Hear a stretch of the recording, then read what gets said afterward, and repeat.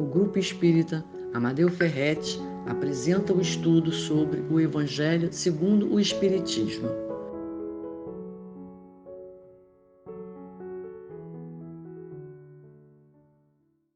Olá, queridos amigos, queridos irmãos do Centro Espírita Amadeu Ferretti, sejam todos muito bem-vindos.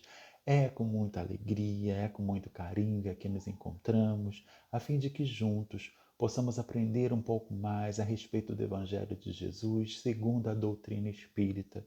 Então, que esses ensinamentos de luz possam iluminar as nossas consciências, fazendo com que despertemos para aquilo que efetivamente importa, que é a melhora, que é a transformação de cada um de nós ainda precisamos realizar. Bom, antes de adentrarmos ao nosso assunto, convido a todos vocês a elevar os nossos pensamentos, unir nossos corações para fazermos a nossa prece inicial. Aqueles que desejar fechar os seus olhos, fiquem à vontade e vamos dizer assim: Pai de amor e misericórdia, rogamos o teu auxílio e o teu amparo nesse instante. De vir de encontro a nós, a inspirar a nossa atenção, as nossas reflexões, o nosso estudo, a fim de que despertemos para esses ensinamentos profundos contidos em teu Evangelho. Que esse Evangelho, Senhor, seja o farol a iluminar os nossos passos no caminho do bem, da paz e da melhora que ainda precisamos fazer. Ampare e nos fortaleça nesse propósito, a fim de que busquemos sempre a luz. Que assim seja, Pai amado, graças a Deus. Então, o tema do nosso estudo é os inimigos desencarnados. Está lá no Evangelho segundo o Espiritismo, no capítulo 12, os itens de 5 a 6. Então, o primeiro aspecto que nós precisamos ressaltar está pautado nos princípios básicos da doutrina espírita. A reencarnação, que é a volta do espírito à matéria, em um novo corpo, especialmente formado para ele, e que nem nada tem de incomum com o anterior. A lei de causa e efeito, que para toda ação existe uma reação. E assim nós vamos construindo a ideia que a morte do corpo físico ela não representa o fim da vida. Então, que mensagem consoladora, né? A gente já pode perceber aí. Ou seja, somos espíritos vivendo uma vida material. E não o contrário, como normalmente percebemos. Ao cessar a vida na matéria, todos os espíritos retornam à pátria espiritual. Conservam as características morais que lhes são próprias, que lhes são peculiares, nem mais e nem menos. Então é interessante a gente perceber que ninguém vira santo porque desencarnou. Assim que no plano espiritual, depois do desencarne, depois da morte do corpo físico, que retomamos a consciência, vamos lembrar dos fatos mais marcantes, as mensagens mais significativas, as pessoas com as quais nos dedicávamos e tudo aquilo que a gente de alguma forma se importava enquanto encarnado, acaba vindo à nossa memória. Então, com base nesses fatos, nós, os espíritos desencarnados, se deparam com duas alternativas. Bom, se há uma propensão à melhora, ou se já fazia algum esforço, enquanto aqui encarnados, de transformação íntima, há uma tendência em aceitar a ajuda dos socorristas, dos anjos socorristas, e serem levados às colônias, às enfermarias, para receberem os cuidados, os tratamentos, os esclarecimentos que se fazem necessário e assim continuar sua jornada rumo à perfeição. Então essa é uma alternativa. Mas se esses espíritos não possuíam essa propensão, se já não buscavam fazer isso, Se caso sejam muito apegados à matéria, e aqui podemos entender como matéria pessoas, família, dinheiro, negócios, se conservam sentimentos de vingança, raiva, ódios, se não aceitam a condição ou a forma como qual desencarnaram, uma questão qualquer, né? Dentre tantas e outras, existe uma maior tendência a esses espíritos a seguir esses impulsos e acabar buscando as pessoas, as situações ou aquilo que as motivavam, assim como estabelecendo vinculações psíquicas com antigos desafetos, aqueles que se tornaram motivo da sua aflição. E assim, com a justificativa, e justificativa aqui entre aspas, né, de fazer injustiça com as próprias mãos, de cobrar uma dívida, de fazer o seu suposto algoz sofrer tanto quanto eles sofreram, de questionarem também a misericórdia divina enquanto eles sofriam, que não veio em socorro e o amparo deles, acabam buscando as personagens que, direta ou indiretamente, na sua visão limitada, contribuíram para o seu sofrimento. Então, vários e vários relatos nas reuniões de desobsessão, de espíritos que lá se manifestam com essas justificativas, né? Alegando, né, a justiça que não aconteceu para eles, o perdão, o carinho, o amor que não foi dedicado a eles, que precisam fazer com que o outro sofra da mesma, que paguem na mesma moeda. Então, vários e vários são esses relatos. E é aí então, meus irmãos, que nascem as influenciações, as obsessões, daquelas mais simples e sutis até aquelas mais severas, que aí são os casos de subjugações. A Joana de Anges, numa psicografia recebida por Divaldo numa reunião mediúnica de 28 de 2 de 2005, ela fala o seguinte: inicia-se o doloroso processo de obsessão que tanto se apresenta em forma de surto patológico na área dos distúrbios psicológicos de conduta e de emoção, bem como em lenta e perversa inspiração doentia que termina por transformar-se em transtorno mais grave. Quando não se encontram lúcidos, são igualmente atraídos em razão da lei de sintonia existente entre devedor e cobrador, decorrente da convivência espiritual nas mesmas faixas de inferioridade em que se movimentam os encarnados e os desencarnados.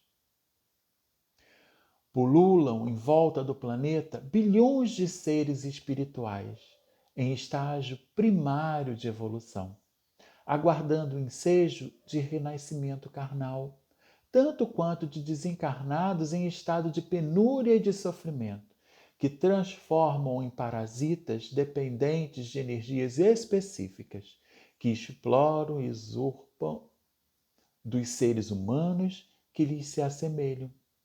Desse modo, aqueles que se sentem prejudicados de alguma forma têm maior facilidade em imiscuir-se na economia mental e emocional daqueles que consideram seus adversários, pelos prejuízos que lhe teriam causado, perseguindo-os de maneira consciente ou não. Fizemos questão de trazer essa parte na íntegra para que a gente percebesse, né, a gravidade desse tema. Porque se a gente sintoniza com a inferioridade, com o mal, a gente acaba atraindo para junto de nós espíritos que estão na mesma condição, né, que se sintonizam com essas mesmas vibrações. E aí se estabelece uma conexão que favorece, né, inicialmente a influenciação e depois pode se agravar para as obsessões, para uma subjugação. Então, mas o que é importante a gente ressaltar? Que o livre-arbítrio de todos nós é respeitado. Então, nós temos a total liberdade de escolher aquilo que queremos para nós, mas precisamos nos lembrar que toda escolha, toda ação vai trazer para nós uma consequência, boa ou ruim, de acordo com aquilo que estamos escolhendo, com a qualidade que estamos escolhendo, né? Ou o direcionamento que estamos dando a esses desejos, a esses impulsos ou às nossas escolhas. Continua Joana a falar o seguinte, que os inimigos desencarnados desse modo vinculam-se aos seres humanos atraídos pelas afinidades morais, pelos sentimentos do mesmo teor, pelas condutas extravagantes que se permitem. Olha só, é grave ou não é essa situação? E alguém pode estar se perguntando agora, nesse instante, mas o que podemos fazer se não percebemos claramente a ação desses espíritos? Seria isso justo? Porque para a maioria de nós não conseguimos perceber de imediato ou claramente essas influenciações, essas obsessões, não é verdade? Então, assim, como que a gente vai, ou o que a gente pode fazer, né, para que a gente não se precaveja dessas situações, ou desses irmãos, né? Então, primeiro, precisamos entender que toda e qualquer influência só nos chega se nós permitirmos, se a porta estiver aberta, se não formos vigilantes, se estivermos vibrando numa sintonia semelhante para que haja a possibilidade de se estabelecer uma conexão com esses espíritos ainda de ordem inferior. Percebemos? Então, assim, quem dá a oportunidade ou quem dá a brecha para essas influenciações, essas obsessões acontecerem, somos quem? Nós mesmos. Não é o espírito desencarnado que faz todo o processo sozinho. Ele só nos alcança se nós estivermos vibrando na mesma sintonia que eles. Exatamente por isso que Jesus recomendava o orai e vigiai. Orai por quê? Para que, rogando ao Pai, à espiritualidade superior, aos nossos mentores, a Jesus, o amparo para todos nós e para aqueles que por algum motivo nós magoamos, ferimos e não cuidamos, a gente possa buscar uma conexão mais elevada. A nossa vibração se eleva e aí ela alcança esferas superiores. E vigiai por quê? Para que as nossas escolhas, os nossos desejos, as nossas ações não venham a dar margem ao nosso próprio desequilíbrio. E aí abrir as brechas a tais situações que facilitarão o alcance dos irmãos ainda ignorantes até nós. Então, o que fica claro diante disso tudo é que a nossa conduta definirá o rumo dessa questão de ascensão ou queda que daremos à nossa vida. Permanecer na escuridão da ignorância ou no esforço digno de autoiluminação. O que nós já estamos fazendo? Qual rumo estamos dando às nossas vidas? Qual o direcionamento? Quais as escolhas estamos fazendo? Elas estão nos levando em que direção? Será que nós estamos escolhendo ainda permanecer na escuridão da ignorância? Ou já estamos fazendo o esforço digno de autoiluminação? Porque esse esforço no bem proceder, seguindo as orientações deixadas no Evangelho pelo querido Mestre Jesus, é que nos garantirão os meios de nos libertar dos vícios, das mazelas, das más paixões que ainda conservamos e permitirá que galguemos mais um passo na direção da harmonia interior, da paz, do amor, de planos espirituais mais elevados. Contudo, quando insistimos na promoção do mal, somos induzidos, convidados a reescrever a nossa história na angústia e nas aflições do passado, a fim de resgatarmos os erros praticados através das dores redentoras ou do trabalho edificante em favor do próximo. Percebemos? Os primeiros convites são sempre convites amorosos. Vem trabalhar em minha seara. Vem transformar a sua vida. Vem fazer o esforço do trabalho digno. Vem evangelizar-se. Busque elevar os seus pensamentos. Não é assim? Mas a gente insistentemente tem escolhido o quê?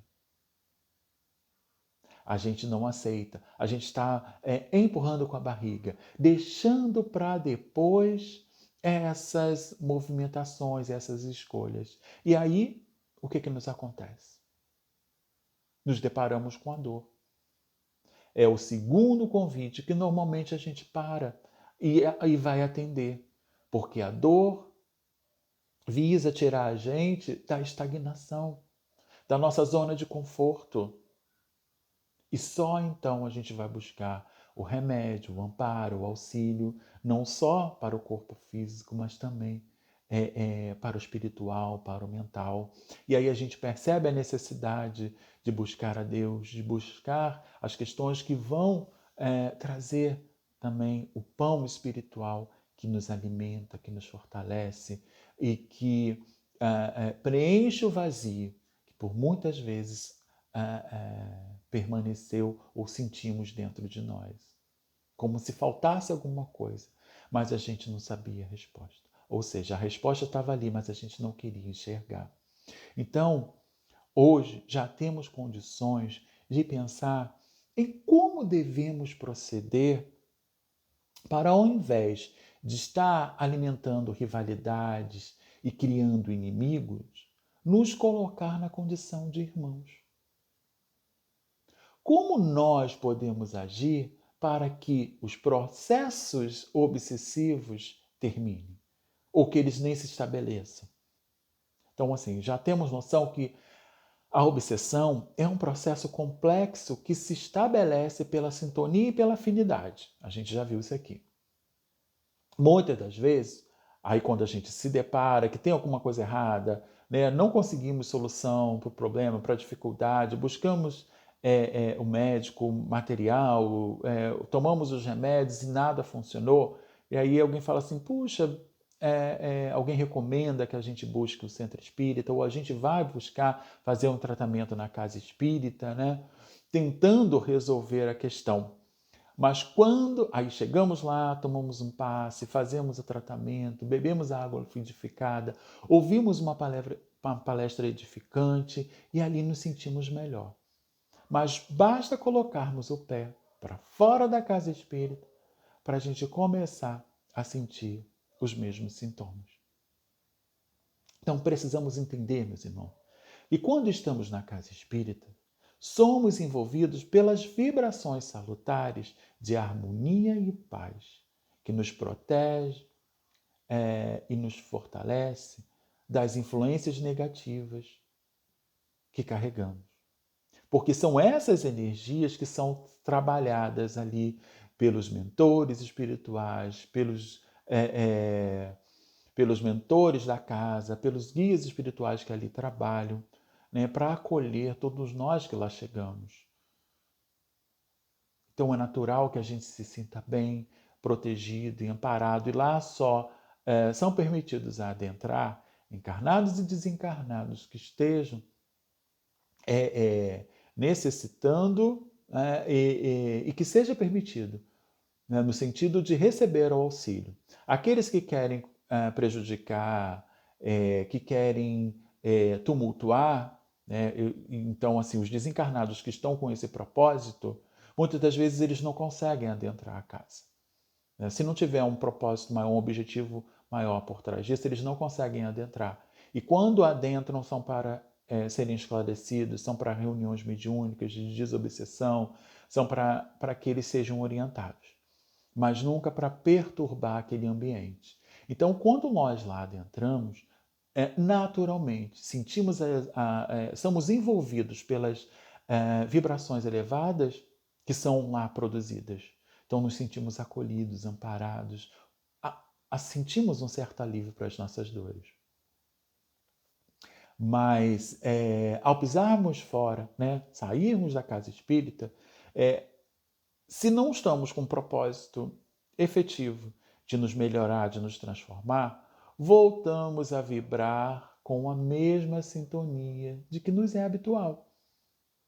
Com o mesmo padrão vibracional dos nossos desejos, dos nossos vícios, dos nossos prazeres, das nossas mazelas. E aí, né, nos tornamos mais uma vez visíveis, né, aos nossos obsessores. Porque saímos de uma vibração elevada para uma vibração inferior. E aí eles naturalmente acabam percebendo. Porque é a mesma vibração, ou é a mesma sintonia em que eles se encontram.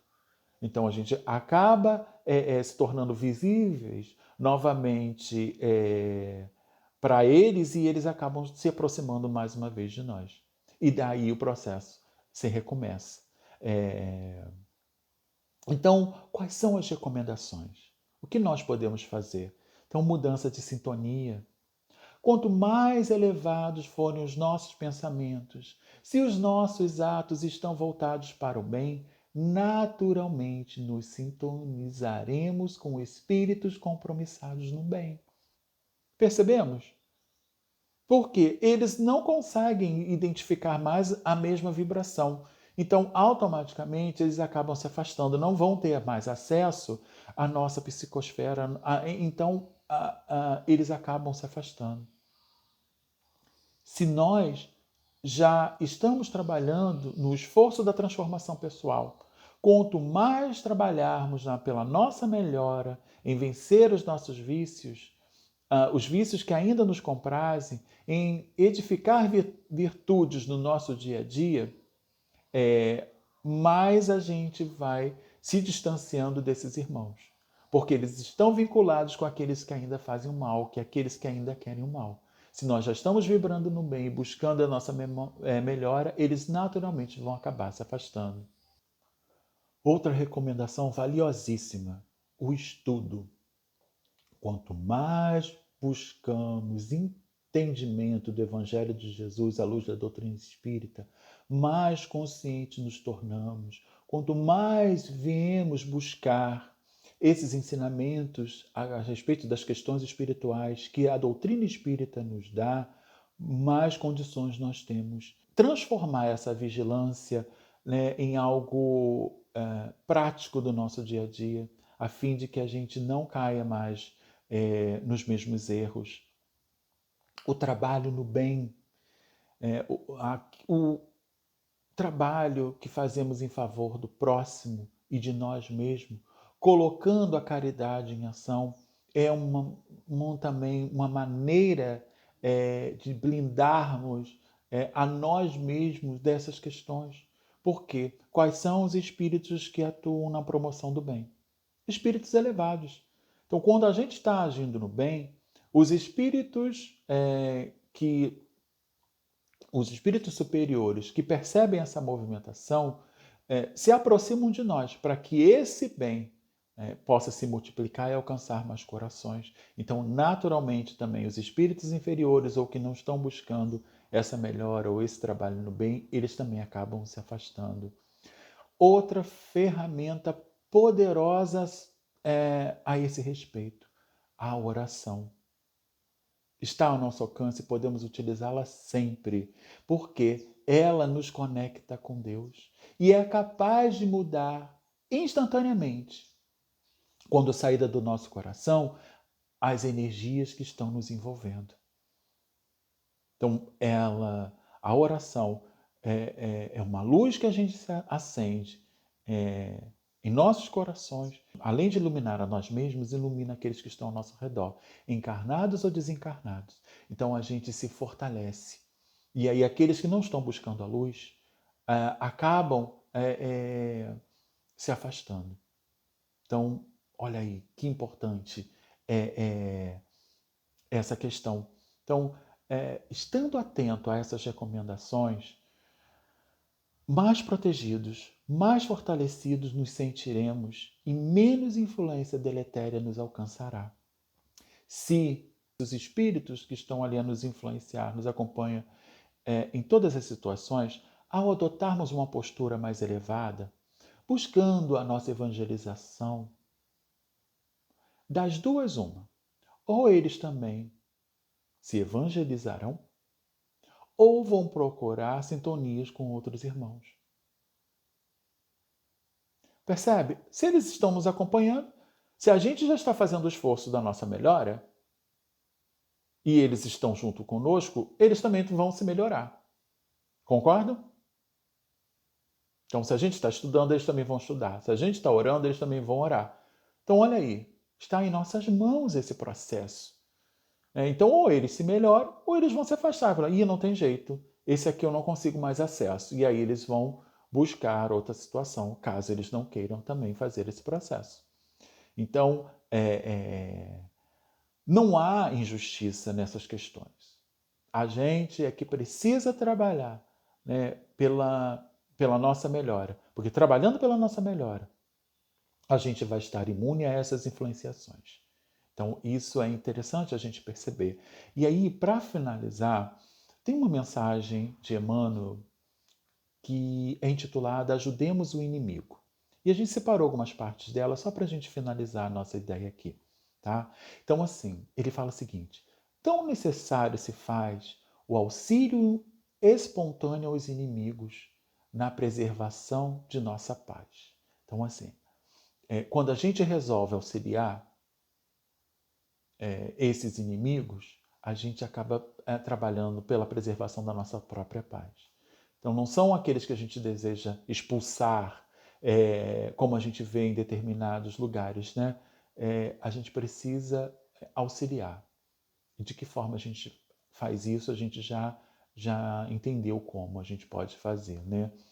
E aí continua, nos destaque aqui da mensagem, Emmanuel falando para a gente. A simpatia é corrente de auxílio que estendemos em nosso favor. A antipatia é força asfixiante que lançamos em prejuízo próprio. Percebemos? Ao cultivarmos a simpatia, estamos estendendo uma corrente de auxílio em nosso próprio favor. Mas quando estimulamos as antipatias, a gente acaba produzindo força asfixiante que acabam nos influenciando ou nos prejudicando. Toda a energia que é projetada de nossa alma nos responde invariavelmente na reação de quem nos partilha as experiências.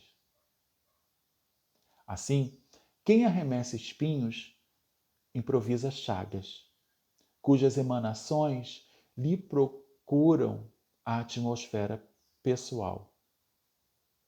Quem semeia flores escolhe o perfume da cooperação e da boa vontade. Quando a treva se desdobra em torno de nossos passos, não vale vociferar contra as sombras ou persegui-las inutilmente. Bastará acender uma luz para que a estrada se descortine novamente a visão. A mensagem continua, tá? Então, ela é do livro Escrínio de Luz, uma psicografia de Francisco Cândido Xavier, e Emmanuel é o autor espiritual. Então, meus irmãos, como a gente terminou aqui com a mensagem de Emmanuel, não adianta a gente tentar expulsar os demônios,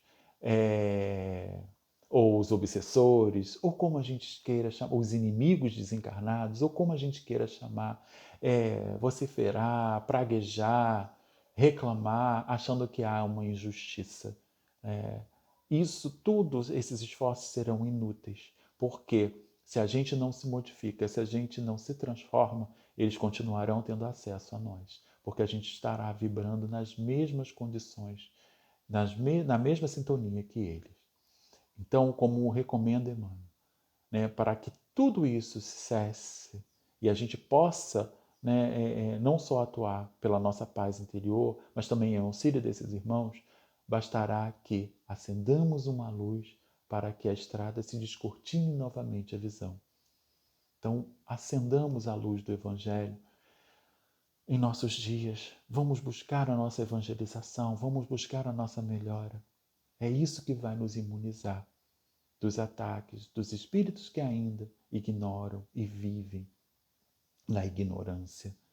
Então, que Deus nos abençoe nesse propósito e que a gente já possa reunir as condições necessárias para fazer o trabalho de melhor transformação que ainda necessitamos. Agradecemos, meus irmãos, a todos vocês que escolheram dividir esse momento conosco. Recebam o nosso abraço fraternal, que ele chegue a cada um envolto de paz, de harmonia, de amor, que ainda todos nós carecemos.